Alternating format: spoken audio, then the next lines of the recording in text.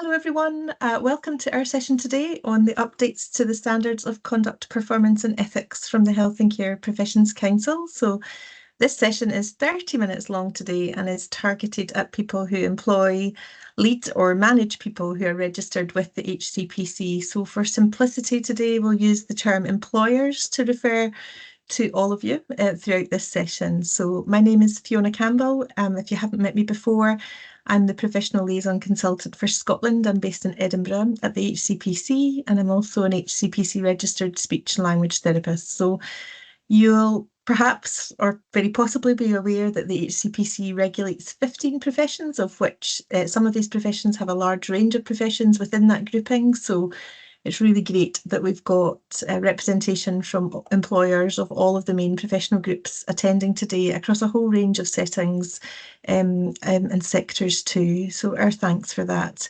We recognise, of course, that many of you will also be registrants of the HCPC, so there will be a dual interest in this type of session for some of you.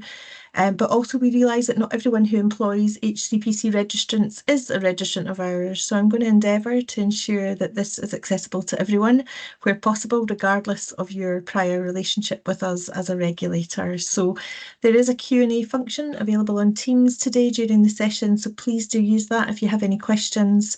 And if we don't get around to your questions, sometimes Teams can be a bit sensitive. So please do connect with us after the session and we will come back to you. And you'll receive an email with a copy of the slides that I use and a recording of today's session in the coming days.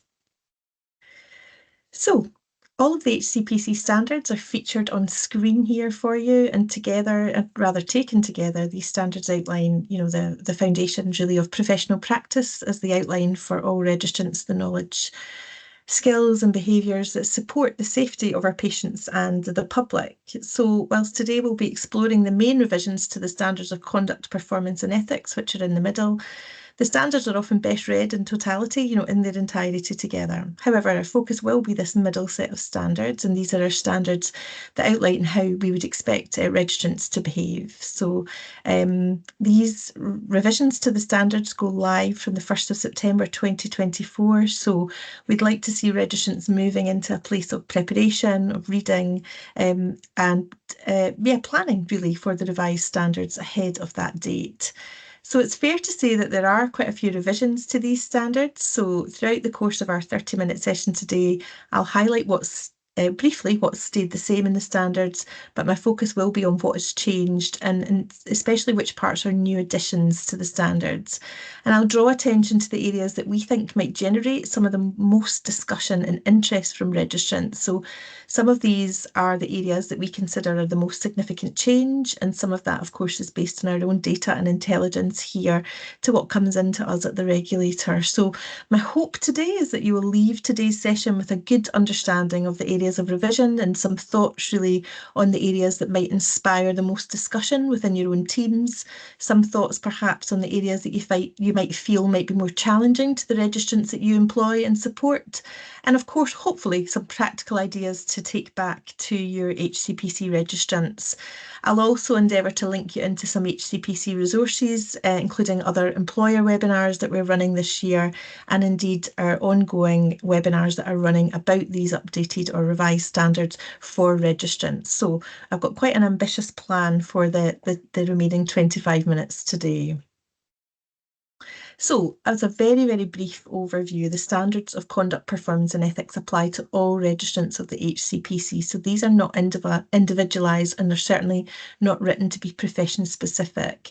And so whilst they set out to all registrants how from all registrants of the HCPC, how registrants should conduct themselves, they don't spell out exactly what to do in every situation, because it wouldn't be the right way, for standards to operate, because as qualified professionals, everyone has to be entrusted to be enacting these standards in the way that's right for them and the setting in which they work, and of course the people who use their services. So we always feel it's really beneficial to remind employers and registrants that the standards are definitely not there to be restrictive and that everyone has the autonomy and flexibility to practice in the way that they need to. And I think that's a really important message. We think that that message of support should, be clear to registrants, and we'd love your support to outline that message too. So when registrants are acting within the standards, they're always going to be required to use their professional judgment to assess, what's safe and what's effective for practice.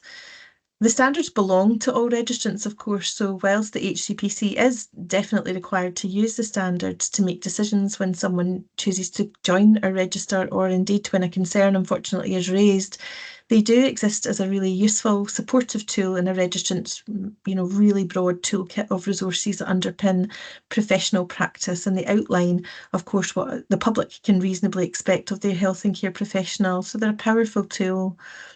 We would like to move definitely towards a place of registrants not only being familiar with them, but seeing them as an important and useful tool in that professional practice, because as standards, they support significant opportunity for reflection, for discussion, and they provide some advocacy, of course, to registrants as well.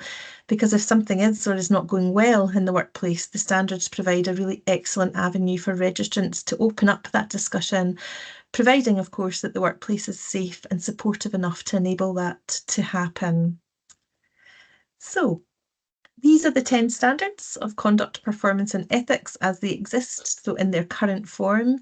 And I'm pleased to say that none of these standards have been removed. So in the revised standards from the 1st of September, there will remain 10 overarching. So 10 overall standards will remain in the revised version. But there have been a range of changes to the content of some of these standards, and I'm going to take you through that now.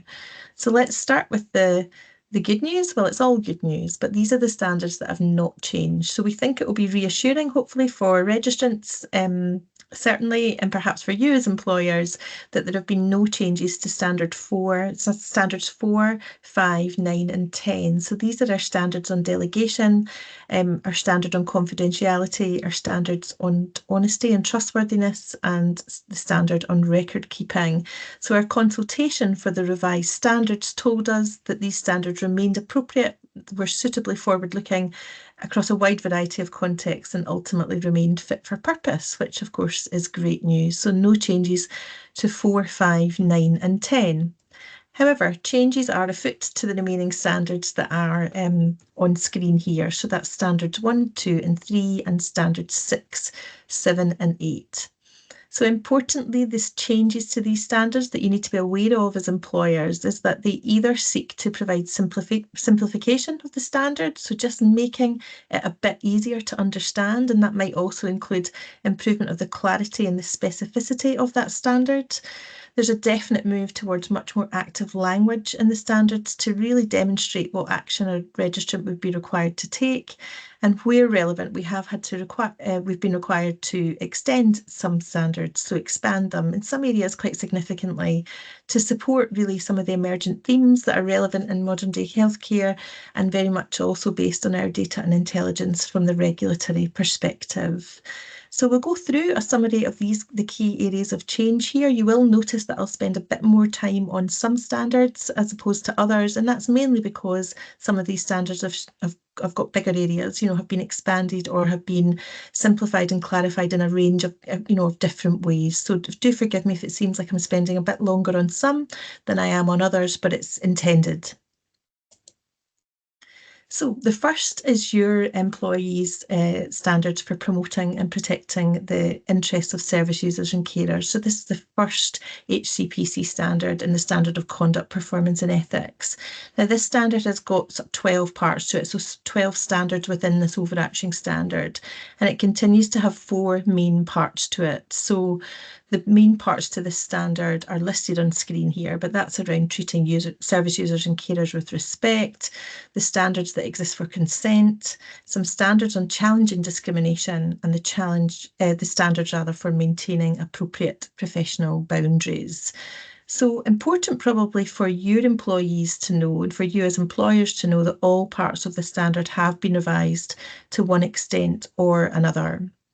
So the standards for treating service users and carers with respect have now pretty much got a bit clearer wording, and the wording is really around empowering and enabling service users to be making informed decisions. And I think this really moves in the direction of where health and care is moving anyway. Our standards on consent, though, are now much more clearly highlighting the need for consent to be valid and really emphasising the need, for that consent to be voluntary, for it to be informed and based on capacity, all of which, of course, we all know as employers and as registrants is absolutely central to safe and effective care. I think potentially where it gets more interesting for registrants, certainly in terms of the revisions that we've made, is that we go on in this section to talk about challenge and discrimination. So, of course, as employers, you'll be aware, if you're familiar with the standards already, which I'm sure many, if not all of you are, that we've always required at the HCPC that registrants don't discriminate against anyone or allow any of their personal views to affect professional relationships or the care and treatment that our registrants are providing. And of course, the reasons for this are clear because there are very clear links between discrimination and very poor health and other outcomes indeed for people. So we have strengthened and expanded the standards around discrimination, and that's an important take-home point really for you as employers, is that we, I guess, anticipate quite a high level of interest in some of these particular revisions around challenge and discrimination for your employees. So the revised standards have really added the requirement to be treating people fairly and for registrants to be aware of the impacts of their own values, their own biases and their own beliefs on the care that they're providing.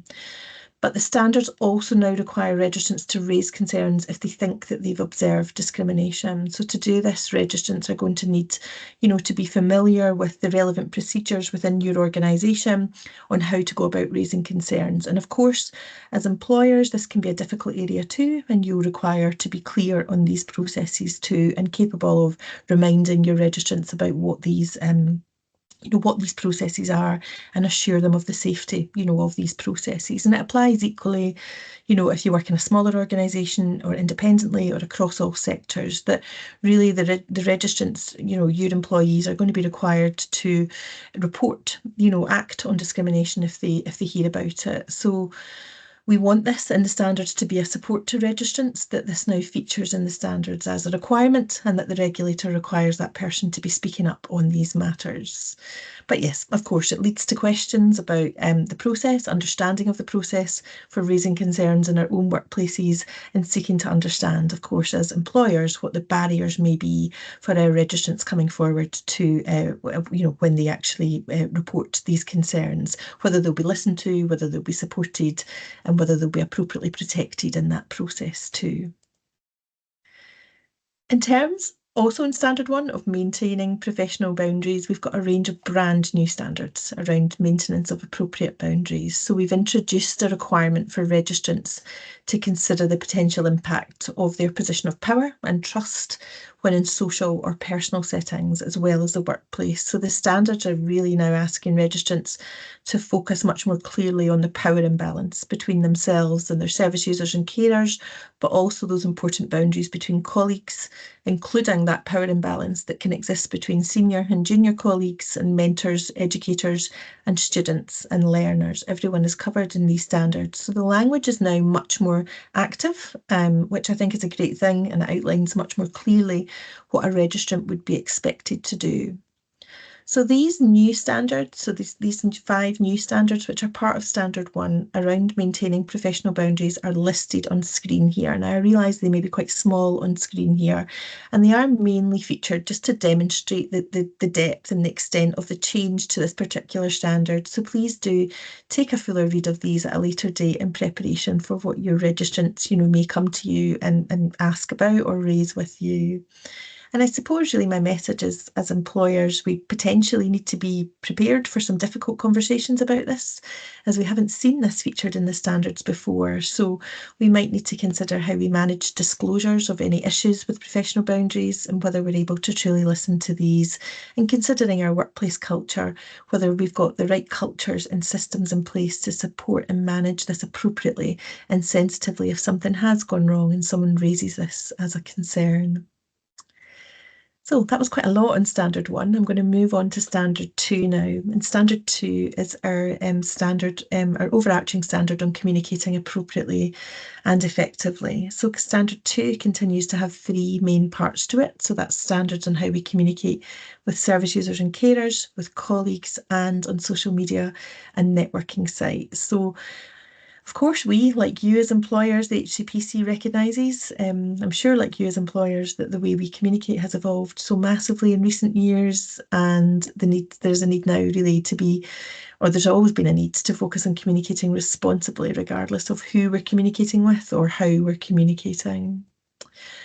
So in terms of communicating with colleagues, there are now 4 standards that exist in this particular section around treating colleagues in a professional manner. So you can see that the last 2 are entirely new for registrants. So standard 2.8 now specifically says that we must treat our colleagues in a professional manner, showing them respect and consideration, and it highlights our support really for positive working cultures and how utterly important that relationship is between your employees, so these colleague-to-colleague relationships. So the standards now will be hopefully acting as an extra important guide and reminder to all registrants that professional behaviour is absolutely not just reserved for patients and service users, and that they're just as relevant to all of the interactions that we have, with one another as professionals.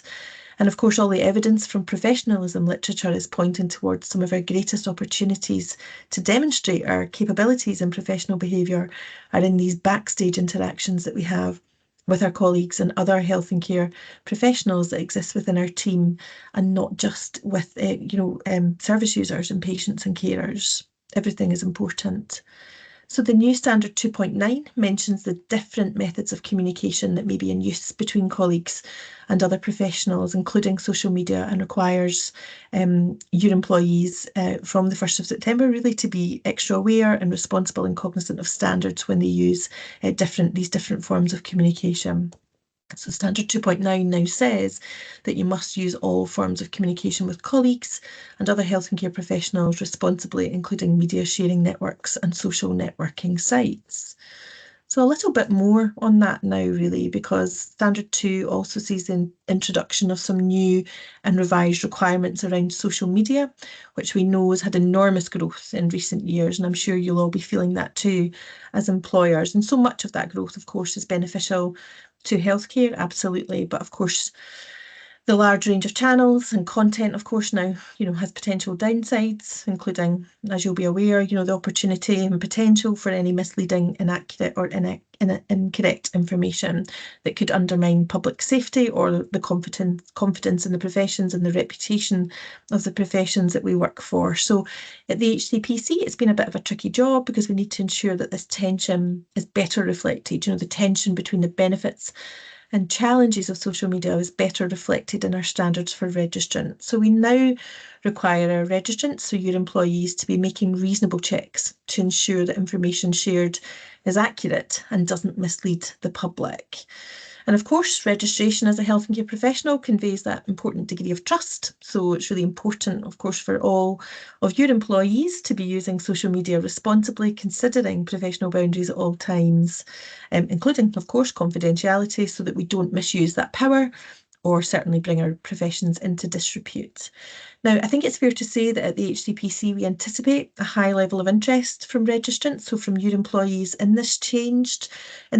So we have got a range of resources to support employees, one of which I'll flag at the end of today's session, which is a webinar called Send to All, the Challenges and Benefits of Social Media, which is taking place.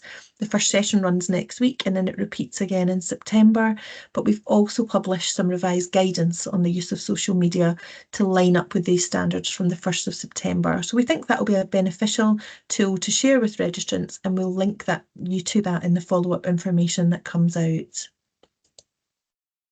Standard 3 is your employees' standards around working within the limits of their knowledge and skills, and this standard has got 2 main parts to it. The first is around keeping within scope of practice, and the second is around maintenance and development of knowledge and skills. So during our work, we're often asked by registrants what's meant by scope of practice. So really, it's fair to say in the updated or in the revised standards, we've really clarified kind of what we mean by scope of practice by saying it's about having the knowledge, skills and experience to meet the needs of service users safely and effectively. And it's the addition of the important words of safely and effectively that make it clear that our primary interest relating to scope of practice is that safety and effectiveness of care. So we do not and we will never have a list or set of tasks that people can or cannot perform, because we acknowledge the many and varied contexts in which our registrants are working. But also, of course, in all of these contexts, it's public protection and safety that is the primary concern. So more than anything, your employees will need a bit of a reassurance, I'm sure, about scope of practice if any questions come into you. Registrants regularly talk about being asked to take on new roles and tasks which might previously have been beyond their scope. So the second point really clarifies that, you know, people must be supported. They must undertake and be supported to undertake additional training if they want to widen their scope of practice. And another common query that comes in following this is centred around what to do if you can't provide care because it's outside of your scope. So our third point in the revised standards makes it clear that if people are referring a service user to someone else, then, you know, when that's the right thing to do, it must be to someone for whom that's within their scope of practice. So being able to recognise for your employees when they don't have the scope for a task, that they don't necessarily just give it a go and hope for the best, but they can refer on to the right professional who can support them. The second part of Standard 3 around the maintenance and development of knowledge and skills hasn't changed in the new standard. So this part continues to emphasise the need to maintain knowledge and skills relevant to scope of practice and follow all guidance relevant to practice and seek feedback to improve practice. So as we move through the remainder of the standards, Standard 6, so the revisions to the standards rather, Standard 6 focuses on the management of risk, and it has two parts, identifying and minimising risk and the management of health.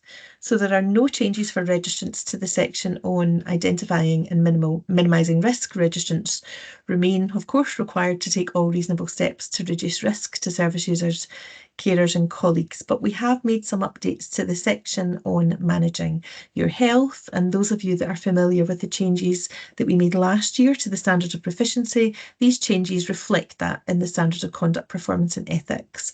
So we've really clarified for your employees that they don't need to stop practicing simply because they have a physical or mental health problem, that we recognise that many of us work very successfully and it has no impact on the effectiveness and safety of the care they're providing, but that it's only where a health condition would detrimentally impact the ability to practice safely or effectively that they would need to adjust their practice. So we need that message to be clear from you as employers too. And it would only be if this is not possible that they'd need to stop practicing and let the HCPC know.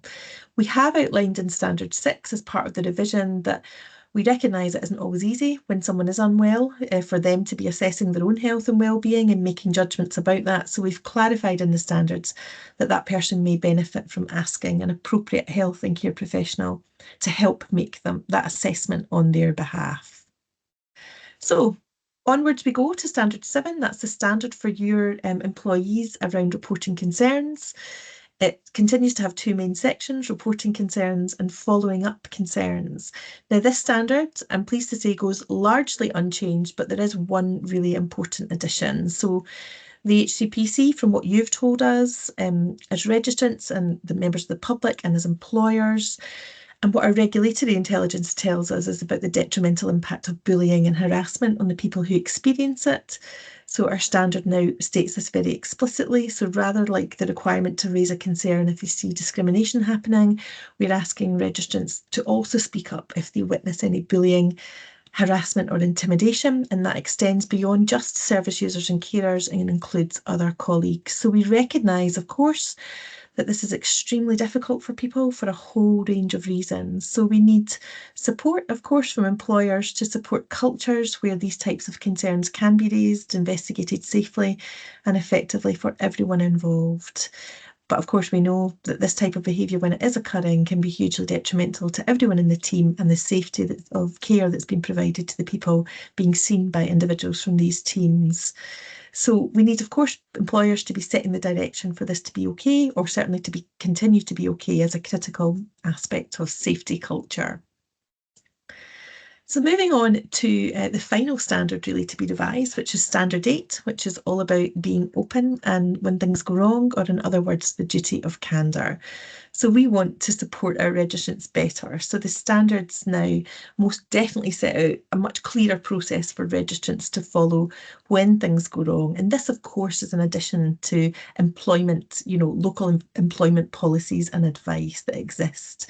So this better aligns with guidance, and registrants now have much clearer steps to follow at a time that we recognise can be really challenging and also really stressful. And we've emphasised to registrants in any work that we do that, there is renewed emphasis on following employers' procedure as mandatory. But upon closer reading of the revisions to the standard, your employees will see that we have separated out the requirement to apologise. So it's not hidden amongst other things now, it's there on its own as a standard, which is central, of course, to the process of being open when things go wrong, and highlights now, of course, that it is a professional duty.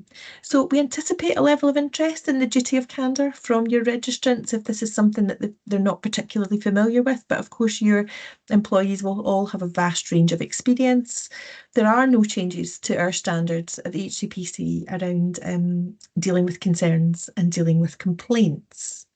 So let's move on to consider what we might do and some suggestions that we have for you. If you don't mind us offering these suggestions, I'm sure you've all got some super ideas yourself, but we are really keen to start the conversation and keep that conversation going. So with your teams or with the people that you support and manage, employ and lead, knowing that the standards have changed is obviously a really good start. So your employees should be aware of this from communications that have been, made available from the HCPC, from our recent InFocus newsletters or our regular InFocus newsletters that go out to registrants. They should be aware of this, but it would be wonderful to be able, we hope to raise this at one-to-ones or in team meetings, on your intranet or in Teams chat, just basically getting the conversation going, we think is a really helpful starting point so that the 1st of September introduction of these standards isn't a surprise to anyone. We'd always recommend starting one standard at a time, picking one or two that have changed, pulling the team together where possible or a small group to explore that standard in detail and discuss how it might look in practice, identify where people are doing well as a team, as group or individuals. So not just about change and stress and anxiety about changing standards, but actually reflecting and appreciating where people are really fulfilling and really exceeding their ability to meet these standards. Also bearing in mind that this is a great leadership opportunity for members of your team, so it doesn't need to be you as employers or whatever level you're at leading these discussions. You can give this work, people can lead it in your teams and take forward this type of work with with the people you employ, and it's always good CPD, of course. We're really keen to see an empowerment and encouragement about engagement with the standards. So I hope it's not controversial to say this, but perhaps a personal opinion of mine would be that we could potentially, the standards could potentially be a little bit missing from everyday professional practice. So I encourage a little bit of uptake to think about the standards as integral really to professional practice. So normalising discussion about standards, I think, is a really great starting point. I think it's a great opportunity to reflect on culture as employees, that we do suggest taking that moment as an employer or manager, as I'm sure that you're already doing significantly, but to be reflecting on the processes, the systems and the cultures that you have in your organisation and your teams. Do they support and enable your professionals to be achieving really high professional standards? So asking yourselves questions, things like, does your culture in the team encourage openness when things have gone wrong? Do people that you employ feel empowered about raising concerns with you? Do we normalise that process? And things, I guess, specifically to things like our communication and professional boundaries. Do we encourage inclusive workplaces that respect and celebrate differences, or do we tolerate anything that could be seen as potentially harmful, jokes, banter, Have we witnessed any incivility and perhaps not challenged it? So I think there's opportunity here for that important reflection and growth around standards as we seek to move towards the revised standards introduction date of the 1st of September. So as we move towards the end of today's session, I just wanted to take the opportunity to highlight that this is the first in a series of webinars that we're hosting for employers, or certainly for those with responsibility for our registrants. And we do hope that you'll be able to join us for some more of these, which take place over the autumn time. So undoubtedly today's been a bit of a whistle-stop tour, so please do make some opportunity wherever you can to make sense of these standards to enable you to discuss them, or certainly begin the discussions with registrants about them if they're not already aware. But also, if it's okay to ask, just an opportunity for you to flag with registrants that we are running these remaining workshops. We've had 2 workshops already in the My HCPC Standards webinar programme. So we've got one on social media coming up next week on the 25th of June, and the QR code here will take your registrants to our main, quite busy events page, and they can navigate to and register for any of these sessions. So we repeat that session on social media on the 26th of September, and we have a separate session around raising concerns for registrants and the duty of candour on the 16th of September. So we'd love to see even more uptake of this. But again, just my thanks to you for your interest as employers in the revised standards of conduct, performance and ethics. Thank you very much for joining us.